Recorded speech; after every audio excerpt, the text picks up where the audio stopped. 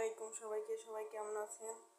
আজকে আমি আপনাদেরকে দেখাবো মসুর ডাল দিয়ে সুন্দর একটি সবজি রেসিপি।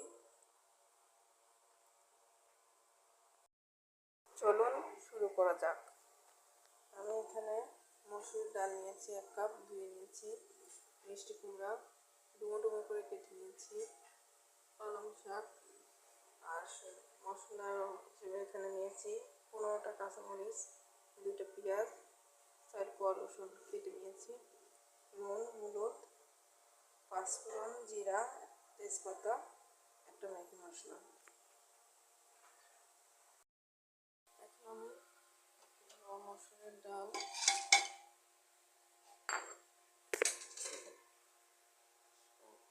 দিয়ে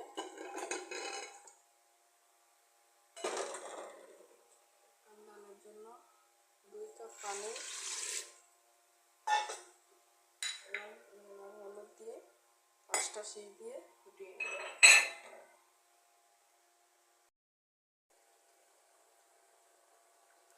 এখানে আমি আরও কাঁচামরিচ, অল্প একটু পেঁয়াজ কুচি, অল্প একটু রসুন কুচি দিয়ে 5-6টা সিটি দিয়ে নিব। তেলটা গরম হয়ে গেছে। এখন আমি এর মধ্যে পেঁয়াজ আর রসুনটাকে দিয়ে ভাজা ভাজা করে নেব। তো রান্না করে ভেজে নেওয়া কমপ্লিট। আমি এখানে দিয়ে দিব তেজপাতা, জিরা, পাঁচফোড়ন।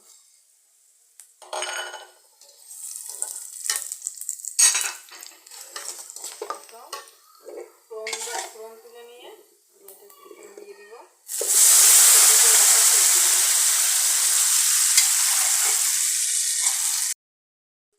এই তো আমার রান্না অলমোস্ট কমপ্লিট।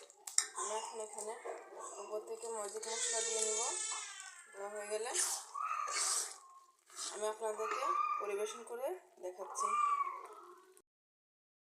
এই তো আমি পরিবেশন করে দেখাচ্ছি কতটা সুন্দর, কতটা ইয়ামি হয়েছে।